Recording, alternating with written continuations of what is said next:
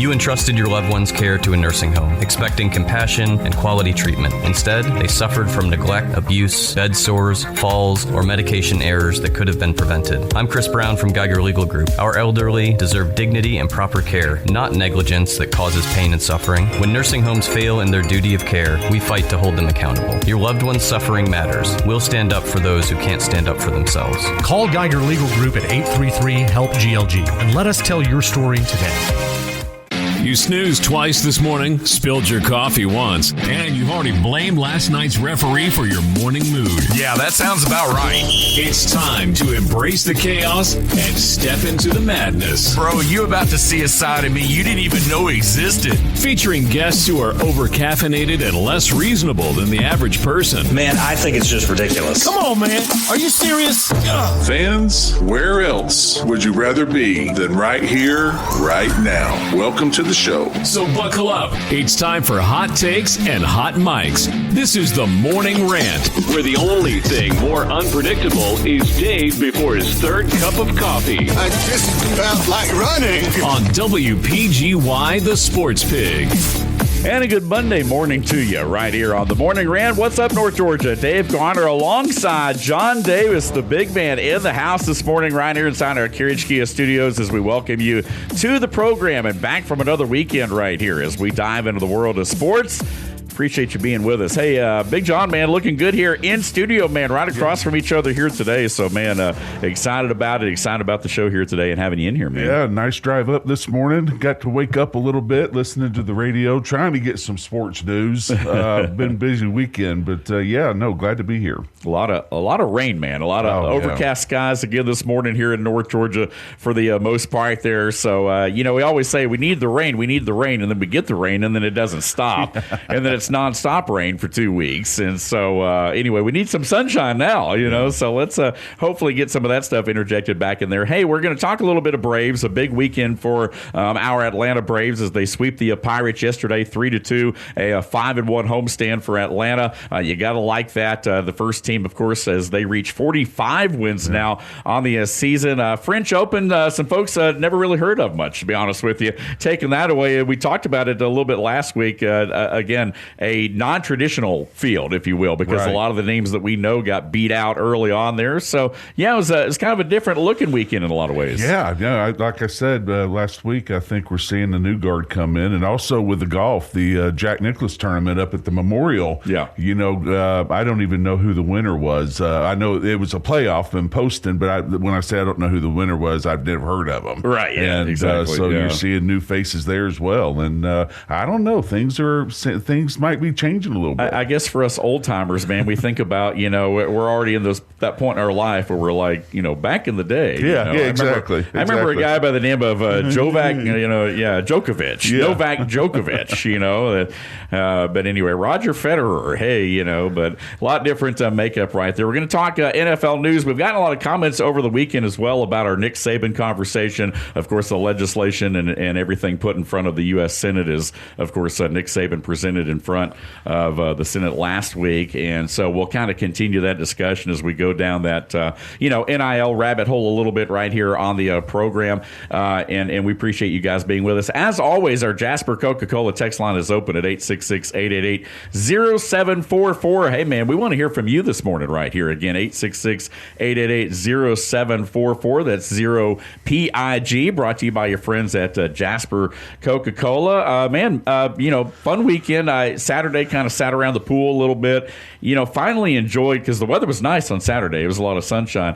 Kind of just sat around, really enjoyed the Saturday, and then but it was kind of a lazy weekend. And of course, the rain comes back in yesterday and kind of washes some things out there, but still had a good time. Yeah, it was very quiet at our house until yesterday. We had a little get together that you and Liz were able to come by and have some friends over, and but then again the rain came, but we got just enough time to get out by the Oasis Texas, Yes. that we call it, and sit outside for a while and had a good meal. And the weekends, I tell you what, we always need one more day, Right. and plus, I got to see two of my kids, and but yeah, it was nice. It was nice to see everybody yesterday, get a bunch of friends together, and enjoy some time together. We did, man. That was definitely the highlight of our weekend for sure. Getting to hang out with you guys a little bit yesterday, and getting to meet some different folks there, and had a lot of fun, man. Definitely, being in that part of town, over in your hood there for a little bit, and it was a lot of fun. I got into a little,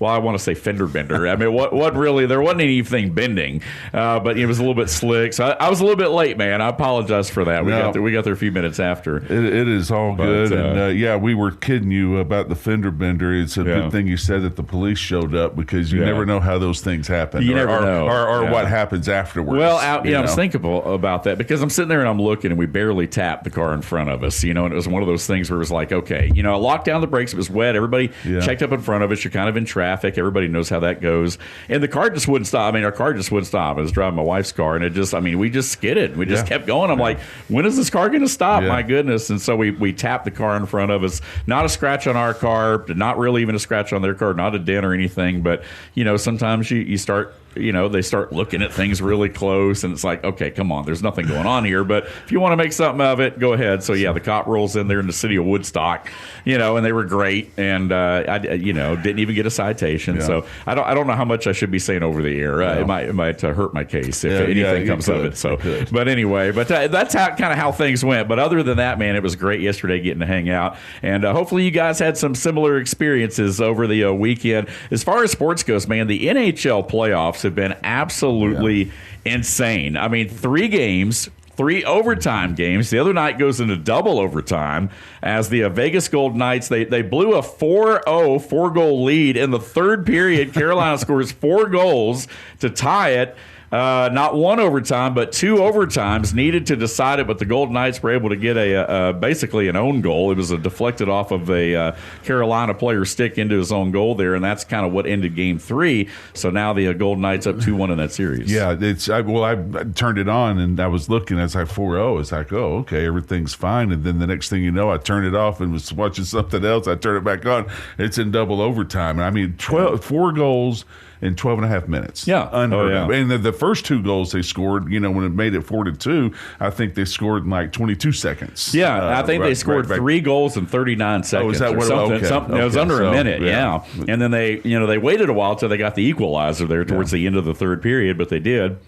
And so, just wild. I mean, it's just kind of been an epic, even if you're not a fan of hockey, as we talk about, or a fan of the Carolina Hurricanes or the Vegas Golden Knights, still pretty epic. You had UFL on yesterday, too. Yeah. Well, and let me say one thing. If you're not a fan of hockey now, you should be, because this is some of the greatest hockey I've seen in a long time. But, I had the UFL on, and Orlando gets upset, and I think St. Louis, I believe we didn't watch that much of the second game. I believe St. Louis might have won that game. Okay. So it'll be DC and St. Louis, I believe, is going to be in the playoffs. So and like I said, I mean, it's they've played some really good football. And the Kings, is that the Louisville Kings?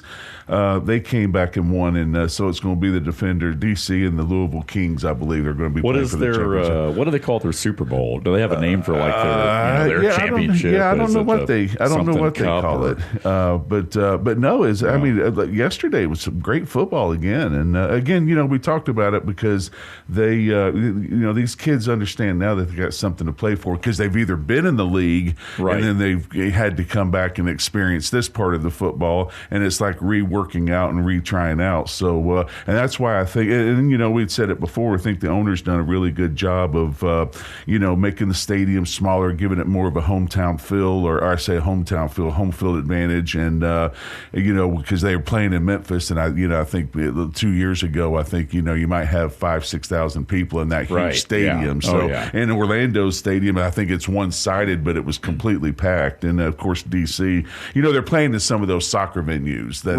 are just perfect for the football field and stuff. But I mean, they're playing good football, and it'll be interesting to see what the championship's like. And they're also testing a lot of stuff out too. They've got the point, or the chip chip on the end of the football where it's going to make it a little bit easier. And I think that'll be implemented in the NFL sooner than later. I agree. I think that's coming. And the other thing that I really like, and I don't know if people do, but when you kick or when you're on offense and you're inside the 50-yard line, you have to go for it. You don't get to punt. Yeah. So I think that's another thing. And then the last one is, because you know how good all the kickers are getting now, you kick a 60-yarder plus, you get 4 points. See, I think they should give some of that change could be a game changer. Oh, absolutely. Yeah. I mean, you're late in a game, and there you go. I was watching a video the other day of the last free kick that was made. I think it was Dicker, the kicker from the Chargers, actually hit. I think he hit one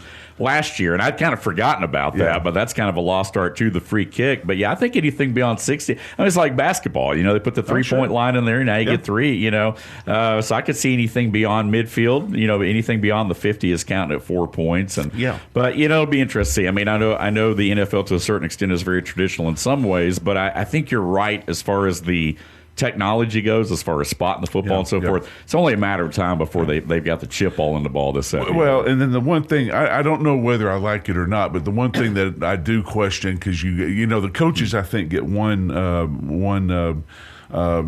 decision or whatever a game to challenge and it's whether or not you held, or it's whether or not it's pass interference. I don't know. Again, that gets to the point to where now you're going to have 3 people in the booth at the game. Then you're going to have 3 people in the booth in New York or wherever the league office is. They did it yesterday. Beck wanted a personal foul or a pass interference down in the end zone, and they were like, and obviously you could see it wasn't pass interference. Right. But I think he's just trying to slow the game down so he could kind of change the momentum. But then again, I think it was last week they came out and they had the running back or tight end literally pull down the defensive end that caused him not to be able to make the play. They got a first down and went on to score, and they called it back. So some of it, again, the problem I have with that though is that you hold on every play. Yeah. So that's the one problem I have on that. Pass interference is something that I can completely understand. Turnovers, questionable turnovers, I can completely understand. Holding is a different animal because not only does the offensive line hold, this as well, defensive line holds as well. Oh yeah, exactly. And so what are you now? You're in a slippery slope there of now again you've got a challenge to do it. So that could cost you a game if you want to go ahead and do that in the second quarter. Something happens in the fourth quarter, you don't have a challenge. Right. So I don't think that should. I'm still debating on that, but the football and the extra part, the field goal kicking is something I would be totally for. I think if they ever start calling holdings and things like that or challenge, I mean it's going to slow the game down. I think tremendously. Because to your point, I mean really, there is, if you look close, it's like every special teams play. It's like every punt. I mean you could call hold on anything, and half the time they do. I mean if you look at a lot of the flags thrown, particularly in NFL, most of them are thrown on special teams plays. You got gunners, different folks, a lot of activity going on, and there's always a bunch of, pulling and, things like that going on there. So, it's the least disciplined part of the game, even though it's a third of the game. It's, I think, one of the most least disciplined parts of the game because it's like they're out there 10, 12, 14 times. And a lot of there have been players that make, so there's some Hall of Fame players that should be in the Hall of Fame. Steve Tasker's one of them. Yeah. And there's a couple of punt returners and kick returners that Metcalf and stuff should be in it. Yeah. But when you're out there, anywhere from, for both teams, you're going to look at 20 to 25 plays, give or take a couple. It's every play. I don't care what anybody says. It's every single play. Yeah, pretty universal there. Hey, we're up against our first break. We come back again. $10,000. That's the cheapest ticket for tonight's Knicks-Spurs game at the Garner. You kidding me, man? That and plenty more right here as we chop it up on this Monday morning quarterback edition of the Morning Rant, brought to you by your friends at Foundation Wealth in Dalton. Again, the Mafia Monday Weekend Rewind coming up, and of course, always hot takes, bold takes right here from the big man himself. Stay with us right here on the home of ESPN Radio in North North Georgia on the Sports Pig app and online at sportspigradio.com. Make your home's air healthier. Green Heating and Cooling can help by installing a Bryant Evolution air purifier just for you. Using Captures and Kills technology, this highly advanced MERV 15 filter captures many select airborne pathogens. It also helps improve indoor air quality for both asthma and allergy sufferers by filtering air impurities like dust, pollen, and pet dander. Call to schedule an evaluation. Green Heating and Cooling, your top Bryant authorized dealer, whatever it takes. Big opinions Nobody pray for me. of the big You may not games day for me. from the big mouths. Man, I think it's just ridiculous. Yeah. It's the Morning Rant on WPGY The Sports Pig, North Georgia's home for ESPN Radio. Sit down. Me humble. Back here on a Monday morning quarterback edition of the Morning Rant. Thanks for being with us. Again, the Professor Dave Garner and the Refrigerator Mover, John Davis, in with you right here on a Monday morning. A little overcast Monday with a little bit of rain in the forecast. But hey, man, here to brighten your day, man. But we want to hear from you. Our Jasper Coca-Cola text line is open as always. 866-888-0744. Once again, 866-888-0744. We do have a couple of comments coming in right here, so we will get to those in just a second. But John, I don't know if you saw, man, and it'll probably spark a question here in a moment. But I guess the question I have is, how much would you pay for an event, like for a ticket for, like, let's say this is, and of course you played on the biggest stage, in your sport, obviously more than once. But I mean, it makes you wonder how far people will go to pay for a ticket, because tonight, Game 3, NBA Finals. Okay, first game. In Madison Square Garden for the finals. The Spurs, first two were in San Antonio. Knicks took the first two. Game 2 was a great game that came down to the end the other night. The Spurs basically blew it, but the Knicks pulled it out. But the average ticket price, and I'm not even saying like the cheap, but like the average ticket price apparently is like $10,000 for a ticket to the game tonight. I mean, that's more than the Super Bowl, for crying out loud. For Game 3 of a best of 7 game series, man, I can't believe it. No way. Well, and I'll be honest with you.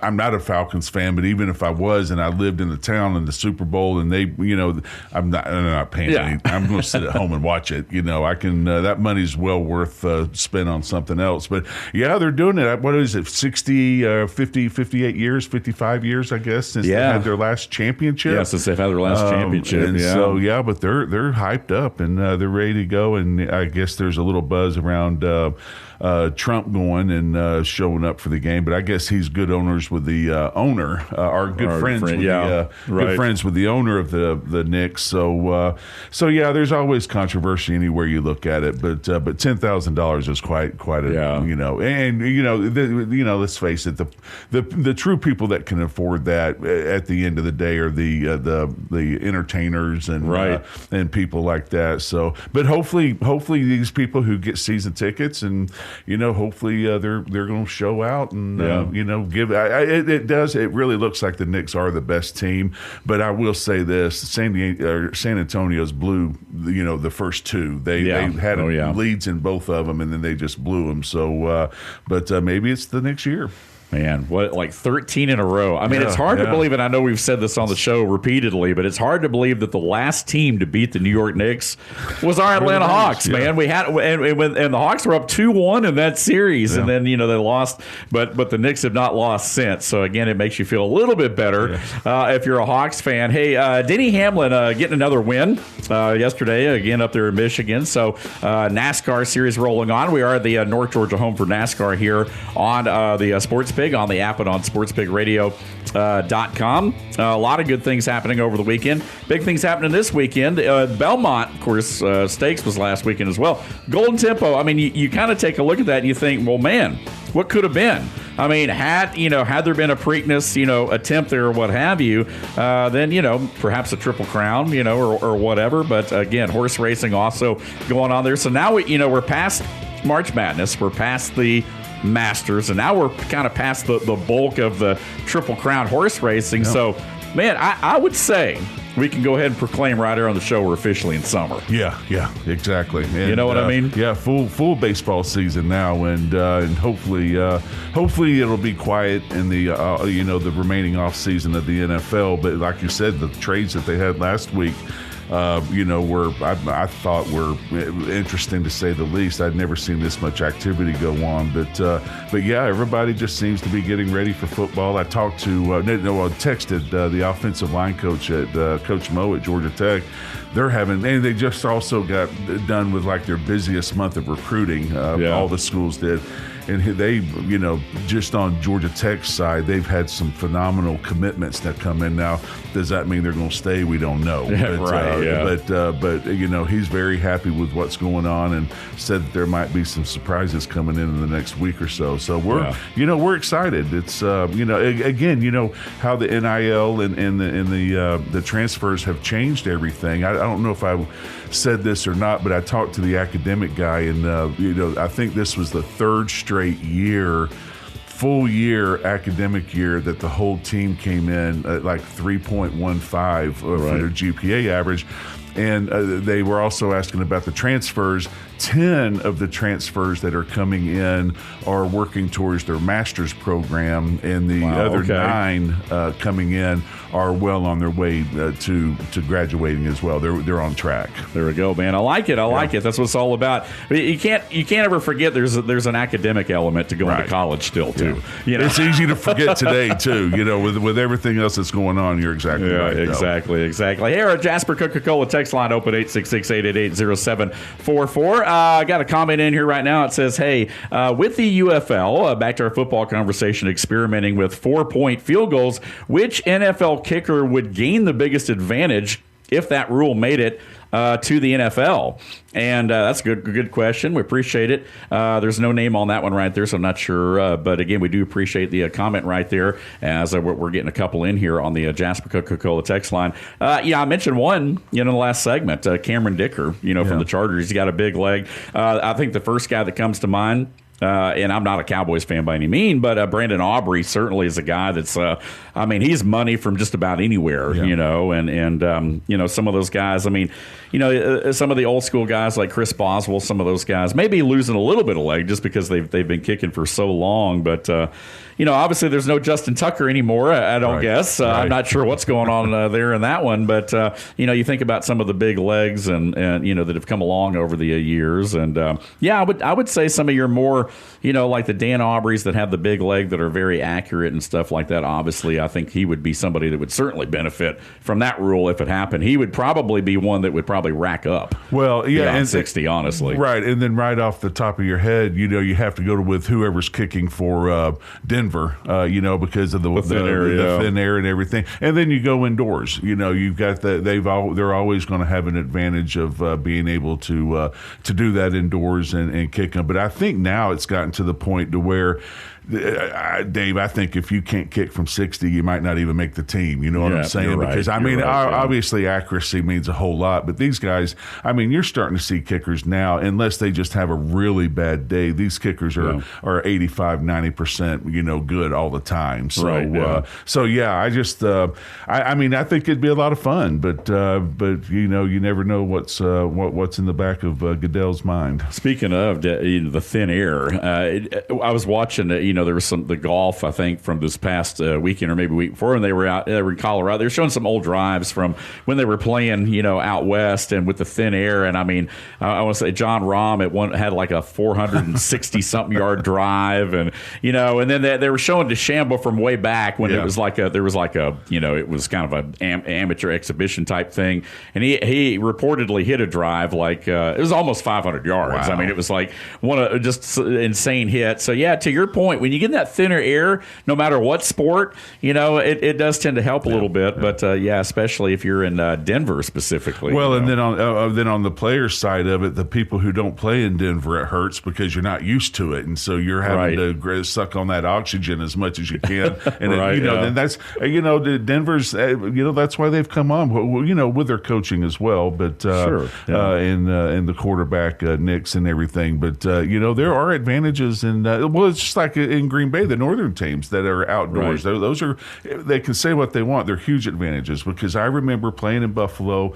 Well, one game it was I think it was 4 degrees. The wind chill was like 16 below, and the Raiders or the Jets come to town, and that was when the coach, I think it was Rich Kotite, was the coach, and he wouldn't let his players wear long sleeve shirts. Yeah. Now the Jets aren't going to the playoffs, and we're trying to maintain the number 1 seed. So, right. But yeah, you talked about it, and it's just like there's the guy that I was playing up against, Paul Fraze. We just kind of, it's one of those to where you kind of do a wink during the game and say, okay, we're going to make this look really, really hard. Yeah. But we're really, really not going to touch each other. I think that's kind of like an interesting conversation. It's like, okay, you got to go into film room at some point that next day or whatever, right. but you both want to grade out well. So so it's like, okay, how can we make this look good to where we both look like we're putting in the effort, and everything. So yeah, that's interesting. That's something you perfect. Yeah. Trust me, because it has been done. Trust me. Yeah. Oh, I'm sure it has. So again, we're getting a little bit of inside intel right here from the big man, the former Buffalo Bill and 2-time Georgia Tech All-American, right here on this Monday morning quarterback edition of the Morning Rant. We appreciate you guys being with us. A great question again on the Jasper Coca-Cola text line, 866-888-0744. Later in the show, we're going to kind of revisit the whole Nick Saban thing, the whole NCAA college stuff as well. But a lot of things going on there. And by the way, Will Lutz is actually the current kicker of the Broncos, by the way. I was thinking Brandon McManus was there for a minute, and then he's with someone else now. But yeah, Will Lutz, who kicked for the Saints for all those years, he's got a big leg, and so certainly a guy that would benefit, I think, from that as well, especially being in that thin air. So yeah, it'll be interesting to see what rules end up trickling over. I feel like to a certain extent the NFL does look at a lot of these leagues, and they don't see them as competition because they know they really can't be touched. Right. But I think they look at them and say, hey, we'll embrace it. We'll even provide support or whatever. You guys can be like a minor league thing for us. Well, and I do think that I do think the NFL is looking at it, and that's why I was so impressed this year of the type of play that's coming out of these players, and that's all that does is give them a little bit more legitimacy. Yeah, and like I said, the owner for the UFL has done a really great job. He's really stepped it up, and now the NFL has something that they can really look at. Right. Instead of college, they've got something they can look at that's NFL type football, and then that's something And I'll be honest with you, it wouldn't surprise me if Goodell and the UFL, they're all talking with each other, because of the throwovers or the crossovers of the coaches and everything that are in there, and they're giving new guys the chance to get their feet wet coaching, and but it would surprise me if they're not talking and coming up with what other rule can we come with. I think one of these days the last thing you're going to see are the yard markers. I don't think it's going to be too much longer before the yard markers are gone. There won't be guys standing on the sideline holding the chain. The old chain gang. So you got to wonder. I mean, to a certain extent, and I think with the scheduling, I mean, if you had the UFL roll out, of course, it kind of comes out after the draft, I guess, to a certain extent. Maybe the undrafted guys, they go. I guess, do they go right into the UFL or what have you? I mean, because here's the thing I'm thinking about: you go to an 18-game schedule like the NFL's talking about doing. We'll talk about this on the other side of the break. All of a sudden, you're shortening the preseason, like we've talked about. It may make a league like the UFL even more attractive for somebody trying to make a team. If they can go ahead and jump right on in, they don't get drafted. They jump in with the UFL team. They make an impression, and maybe they're in training camp by the time the season ends, right? Well, or whatever. Well, I mean, and that's like I said. That's why I think they're in talks about some of this stuff. And if they go from the end, I think what was it last year? I think 40 or 45 guys got NFL tryouts, and like 8 or 9, maybe 10, even made the roster. So, so that again gives them legitimacy, and there's some good football being played. Absolutely. When we come back, again, we're going to dive into some more talk. Keep the conversation going right here on this Monday morning quarterback edition of the Morning Rant, brought to you by your friends at Foundation Wealth in Dalton. Once again, our Jasper Coca-Cola text line, as always, is open, 866-888-0744. That's 0PIG. When we come back, again, more football talk and some College World Series news and notes as well. That more right here on the home of ESPN Radio in North Georgia on the Sports Pig app and online at sportspigradio.com. Welcome to your hometown pub. Open 7 days a week, the pub in Ella J is your happy hour hangout. restaurant. They offer a variety of dishes to satisfy every palate, and their friendly staff is here to ensure a wonderful time. Join them for daily happy hour specials Monday through Thursday. And don't forget, every Wednesday is Wing Wednesday with $1 wings all day long. Located at 941 Maddox Drive in East Ellijay. Open Sunday through Wednesday till midnight, Thursday through Saturday till 2 a.m. The Pub in Ellijay, where every visit feels like home. It's time to roll back the clock and relive the biggest moments from the weekend. This is your Mafia Monday Weekend Rewind with a man who knows what it means to battle in the trenches. It's table crushing time on the Morning Rant. Back here on a Monday morning quarterback edition of the show. Thanks for being with us. Dave Garner and John Davis till 11 o'clock this morning. Our man Chuck Oliver, I think he's back from vacation, if I'm not mistaken, last week. Again, different folks filling in there. But again, Chuck, the king of college football with Southern Sports Today, back on the airwaves at 11 o'clock this morning. Hey, thank you guys for being with us once again. The Sports Pig, as always, on Facebook. Check it out. Our show, The Morning Rant, with clips on Instagram. You can also watch full video episodes of the show daily on YouTube. The podcast version of our show is also available and uploaded every day on our website, sportspigradio.com. And wherever you listen to your favorite daily podcast on Apple and Android platforms all over the place, man. Spotify, Podbean, you name it. You can also reach us on Twitter. I'm at Dave Garner 777. He's at John Davis _65. And this is the Morning Rant. Again, college baseball, man, over the weekend. Georgia and the Battle of the Bulldogs. Georgia beats Mississippi State. They're moving on to the College World Series. The Texas Longhorns and Ole Miss Rebels amongst the other teams as well. I know that Alabama's playing today against St. John, and there's a couple other, Kansas, Oklahoma, I believe. So there is a lot of cover your ears, John. There is a lot of SEC representation in the bracket this year in the College World Series. But hey, good for that school over East to make it. So no, I'm looking at the schedule now. They had 2 games suspended that'll be played, and then, like you said, St. John's, Alabama, and Kansas, Oklahoma. So it's a fun time. We hated that Tech got out of it. Of course, they always seem to falter a little bit at the end of the season, but they had the team this year to be able to do it. But I just think, I'm not going to say, because I really think a lot of Coach Ramsey, but I'm thinking he got a little out coached, and they felt like Oklahoma had a little bit better of a game plan, especially with their pitchers. And it's like I said, I think Patel, who's going to be a draft choice, when he got to his pitch count, I think that they made a mistake by not taking him out, because I could see the first or second week of the season, maybe do a little bit more, but he's been pitching all year. He's been pitching very well, but I mean, dude gets tired, and especially under this much pressure. So that's a lot, man. So it's a new coach. Mistakes are made. I guess if you can bitch and complain about not going to their super regionals, but still have the number one offense, and we're always going to find something to complain about. That's just the way it is. That's the nature of it, man. That's any fans that do that. They're always second guessing. That's why you have your Monday morning, quarterbacks. And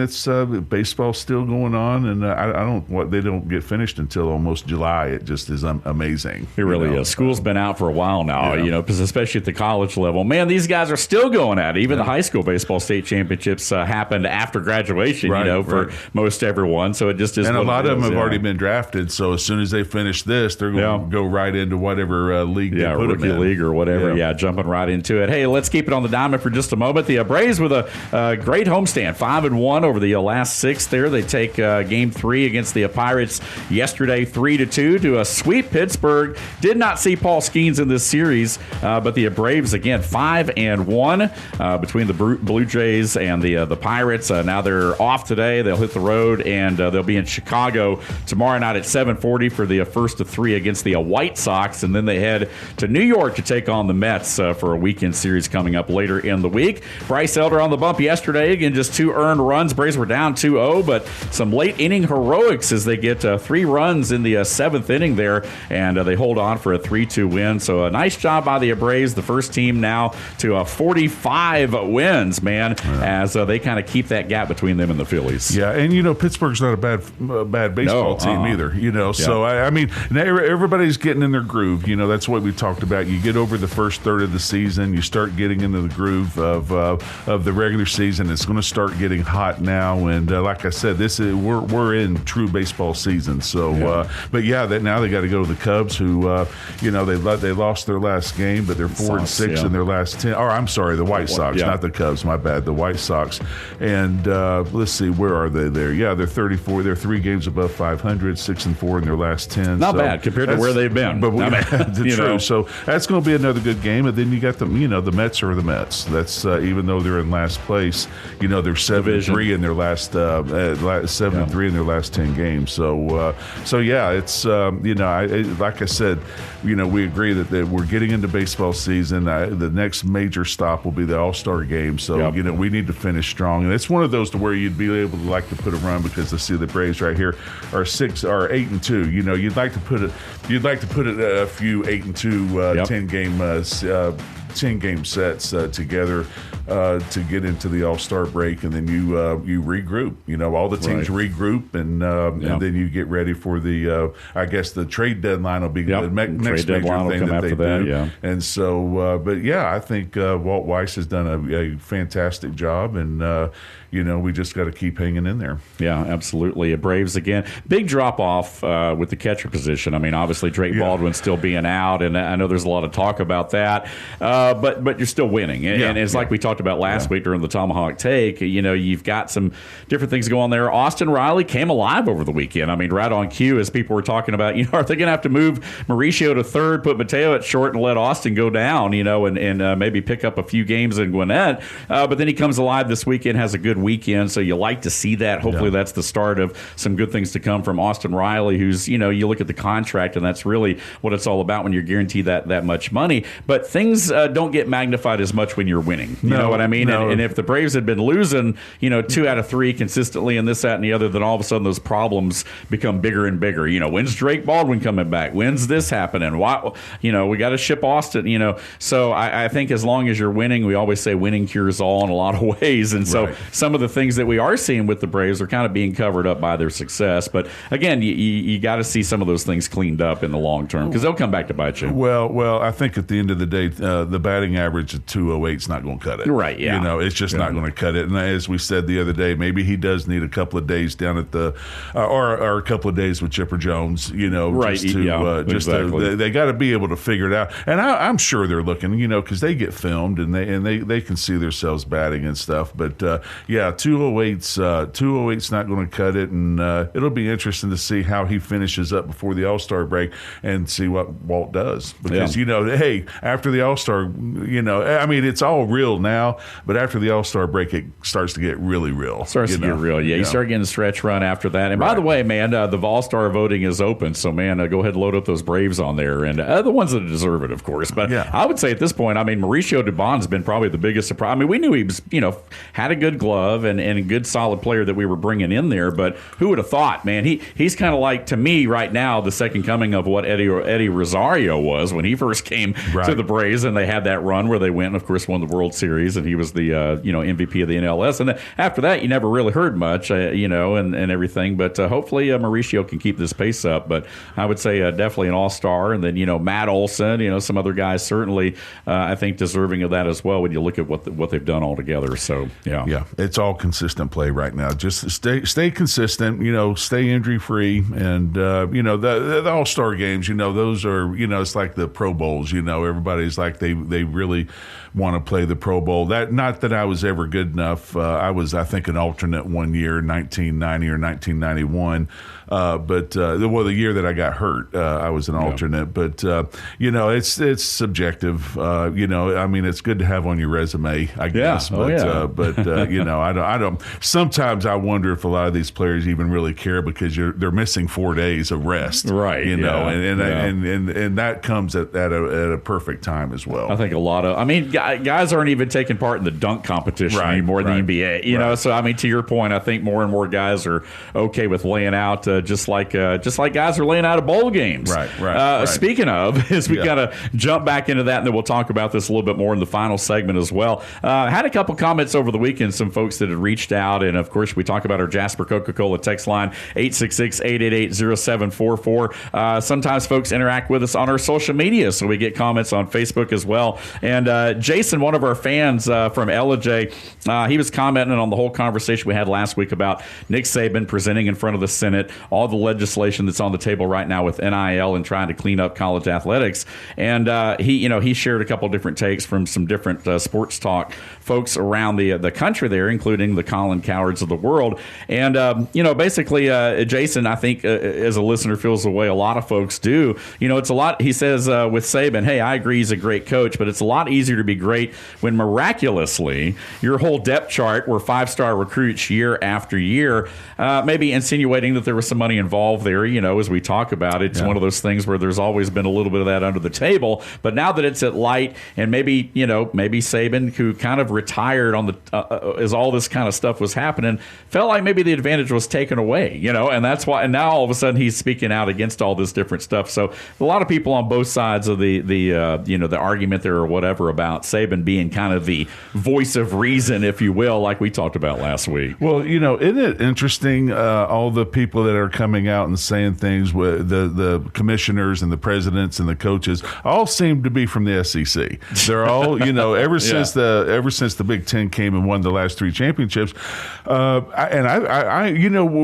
comment was made earlier, Saban gets out of coaching, and I think the main reason was just this, was this. Yeah. And I think he had seen where everybody was catching up. When you look, Virginia Tech just got a $75 million donation to their athletic program. And I'm not for sure if it's a football program, but they received $75 million. That's a game changer, right off the bat. And so, it's easy, but I'm a Saban fan. I didn't used to be, but I'm a Saban fan. But at least they're having the conversation, because we all know that it's broken. Yeah. And we all know that it's got to get fixed. And we all know that he's probably the best one to do it, because he's probably the most level head of everybody. Yeah. Takes the emotion out of it and gets down to work and tries to come up with the best solution for everybody. Look, he's still an SEC homer. He still wants them to win, and he still wants them to be at the top cream of the crop. And, many still say that they are, and that could be true. I'm not going to give them that right now, just because they haven't won the last 3 years. But saying that, he's going to have to get these commissioners on board. And, we'll talk about it later on, and probably as decisions are made, that 1961 rule about the money and the sharing or the pooling the money together. Well, nobody wants to do that, because, the ESPN's hitched their cart to the SEC horse, and that's where the money's going to go, and they make all the money. Then you've got what it might be CBS, or I forget what network, Fox with the Big Ten.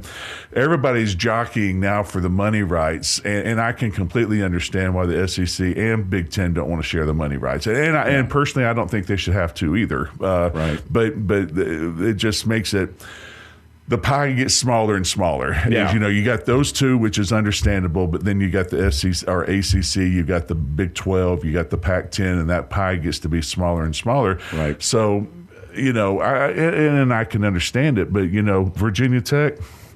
That cures a lot of headaches. It's game changers, absolutely. It's $75 million. Yeah, that's a chunk. And and saying from Georgia Tech's side, and this probably isn't all the money, but before the NIL and some of this started happening, Tech was for the media rights and the money and stuff. I think they were getting around $13 to $15 million a year. Right. Well, now I think they just got paid out. It came out that I think they just got paid out around $55-60 million. Yeah, it's a lot of money for Georgia Tech. Yeah. And everybody's like, well, why can't you be, with Georgia Tech's academic endowment, if they gave us 1%, we would be in good shape. Yeah. But they don't, which, that's their right. And, academics plays a big part in that as well. But so Georgia Tech has really gone up. And I think what we're seeing now, as I was telling you earlier about the recruiting and stuff, Brent's got the mentality. We're going big boy, or we're not going at all. Right. You know, we're going to make the decision. We're going to go up here. Or we're going to go down to the Southern Conference. You know, and there were times where that could have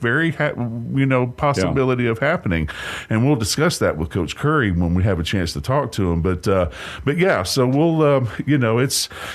Saban just needs to stay out of the media, which he's done a good job of, and he needs to put this thing together because, like we both agree, it needs to happen sooner than later. Right. Hot takes right here on the Morning Rant. We're going to talk about it more on the other side of the break. Stay with us right here. Our final segment of the program coming up here in just a couple of moments right here. Visit us on social media. Again, Jasper, Coca-Cola text line. Man, what do you think? 866-888-0744. Keep it locked right here. We are on the home of ESPN Radio in North Georgia. The Morning Rant lives here on the SportsPig app and online at sportspigradio.com. Financial scams are on the rise, and with AI, they're getting more and more sophisticated every day. If someone pressures you to act quickly, ask for secrecy, or request payment through gift cards, wire transfers, or cryptocurrency, stop. Legitimate financial professionals don't rush you or demand unusual payment methods. Before you send money or share personal information, slow down and verify. Protect your future. When in doubt, ask questions. If you're suspicious of a scam, call the team at Foundation Wealth today at 706-278-0214. We bring the heat. You bring the trash talk. Come on, man. Are you serious? It's the Morning Rant, live on the SportsPig app and sportspigradio.com.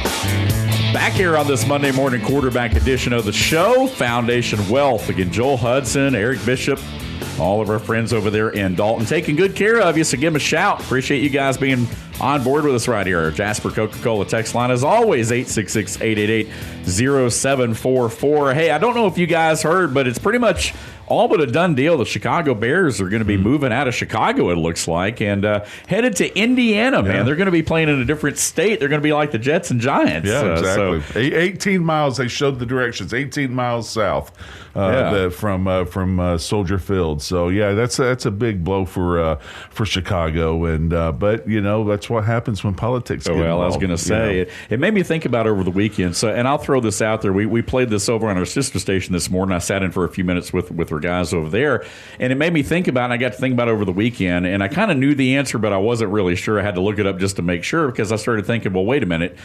If and when Chicago moves, are they going to be the furthest away from the city in which they represent? And they're not, and they still wouldn't be. They would be, once they make that move, they will be number 2. They'll surpass the Cowboys. Now, Dallas currently is about Arlington, where they play, is about 19 miles from Dallas, technically, even though it's still the greater Dallas area. Yeah. But who is the number 1 team? Anyone want to take a stab at this? Who is the team that plays the furthest away from the city in which they represent, from their namesake city? Who plays the furthest away currently from their city? And a lot of folks obviously think, well, the Jets and Giants, because they're, they play in New Jersey, but Meadowlands is only about 11 miles away from New York City, so that's not it. I don't know the answer, but I was going to say Kansas City. But I do not know the answer. Not quite. Okay. But now there's a lot of talk about Kansas City moving west into, actually moving out of Missouri west over into Kansas, over into what's the name of that little town over there? Topeka, I believe. Okay. Like Topeka area, which would put them a good little ways from home. But actually, the number 1, the furthest away is actually the 49ers. Well, I mean, off the top of your head, it's Palo Alto. No, they're not in Palo Alto. Santa Clara. Okay. So Santa Clara, where where Levi Stadium sits. Now, Candlestick used to be, of course, in Frisco. Right. But whenever they built the new stadium, they built it in Santa Clara, which is technically about 42 miles away. Wow. It's about an hour drive from San Francisco. So again, the San Francisco 49ers play in Santa Clara, even though they have the San Francisco namesake there.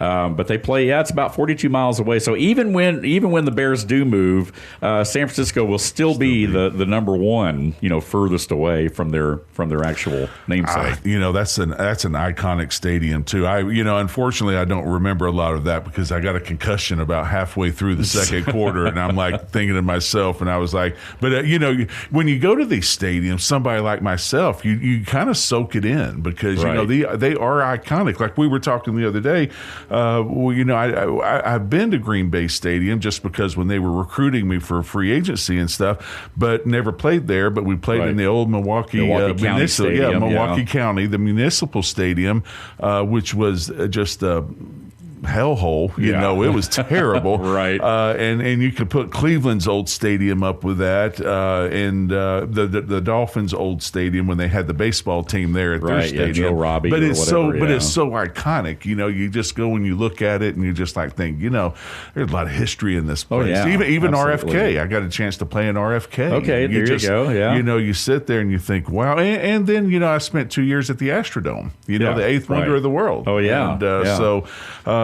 so it was a lot of fun doing that, but you just hate to see that iconic stadium at Soldier Field, and it's just you just got a lot of problems up there. Yeah. And at the end of the day, I think the lesson that needs to be learned is don't try to play the bluffing game with the owners, right? Because they don't buy that stuff. Exactly. I mean, you think about the Braves; they're already on their third stadium at this point. I mean, Turner Field lasted all of 19 seasons, and now they're in Truist. And so again, people go through ballparks like crazy. Did you ever get to play? I guess you played in the Superdome, probably. Superdome several times. Kingdome was the loudest stadium I ever played in. Seattle, that was a lot of fun. I played everywhere but Denver and San Diego. Okay, were the only two stadiums I didn't play. So you didn't play in Jack Murphy, in San Diego. Yeah. And I was hurt the two times when we made the playoffs in Houston. The old Mile High. The old Mile High. I was hurt for those two games, and I didn't get to travel up there. But other than that, I played them all, and a lot of great memories. And it's a lot of shaking your heads too, because the field, we'll be talking about this later with the FIFA coming in, is the fields have changed. And if people knew how bad the fields used to be, especially at Three Rivers Stadium and Philadelphia, Cincinnati. Yeah. I mean, the horror stories of people, finally they had to change them out because, people were getting their knees, torn. And, I mean, there were literally at second base, there were like an 1.5 to 2 inch gap where they just put a tin plate down or a metal plate down to cover the base and just slip some AstroTurf on top. Yeah, of it. just to kind of So it was pretty bad. Might as well played in the parking lot. At some of these places. I mean, and honestly. then the old Saints, the old Astrodome before it got better. I mean, the turf was literally maybe not even 1/8 of an inch thick. Yeah, and we were playing on concrete. Yeah, just laying it down on top of concrete like a doormat. They could do that. I mean, how they could do that, I have no idea. But there's no way I could have done something like that for a career, because it just abuses your body. Absolutely. My goodness. Yeah, I can't imagine that. But the turf's come a long way, but now everybody's going back to natural grass. So that just goes to show you. It's like, okay, we tried. But and speaking of, real quick, and I'm trying to think some of the other teams that were like in the top 5. New England, the Patriots play. Foxborough's a good bit of the ways out of Boston, even though New England's not technically a city; it's a region. But the Bills actually were on the list too, because I guess Orchard Park, or technically outside of Buffalo, had a little bit of distance there. I guess I don't know. There was if you go the back way, I think it can't be more than 10 or 12 miles. I wouldn't think. So, but we used to fly into Providence, Rhode Island when we went to New England instead of flying into Boston, because it was quicker to go there, and then plus tax implications and all of that. Owners know what they're doing. They know what they're doing. Whenever they find a city it's much better to pay one day of tax than 2 days of tax. Right. Yes. Exactly. That totally makes sense. I think we ended up my last year that I played in the league. I think we ended up having to file 8 different taxes from different cities, because they all put that's when they started coming up with the entertainment tax, and, and they started taxing all the NFL, all the sports leagues and stuff. I think it was 8 or 9 that I think we had to file on top of the regular state taxes. Wow, so it's ridiculous. Goodness. Yeah, I mean, and the contracts weren't like they are now. Either. No. So it makes a big difference right here. Hey, we're about out of time here on the show. We will come back and talk a little NIL and some news on Wednesday when we sit back down with Big John as part of our Winging It Wednesday. We'll have that on for you right here excuse me, tomorrow, Rally Towel Tuesday. Again, we're going to talk a little bit more Braves. We'll keep it real. We'll have our 100% chiropractic moment and our restaurant inspection scores, all that more tomorrow as well. Again, out of time here today already, man. We've had a lot of fun. Our Jasper Coca-Cola text line open as always, 866-888-0744. Even when we're not on the air, man, you can text it and we'll get to it the next day. But Big John, man, thanks for being with us here in studio this morning, partner. And thanks for bringing it as always. Great to be here. There we go, man. Again, visit us on social media, as we say, the Sports Pig on Facebook, the Morning Rant on Instagram, and also YouTube as well. Our show also uploaded on the website every day, the sportspigradio.com website, and wherever you listen to your favorite daily podcast on both Apple and Android platforms. You can catch us on Twitter as well. Interact with us, man, on our social media. I'm at Dave Garner 777. He's at John Davis _65, and this is the Morning Rant. Again, the home of ESPN Radio in North Georgia lives here on the Sports Pig app and online at sportspigradio.com. Appreciate you guys being with us. Chuck Oliver is up next with Southern Sports Today, the king of college football. As always, man, our show Monday through Friday. Some big announcements coming up, though. Again, this Thursday at Biggins Barbecue, next Friday at Bradley's, the second leg of our brunch and lunch tour. We will talk about that throughout the week right here on the program. Thanks for being with us. We'll see you tomorrow morning right here on the Morning Rant.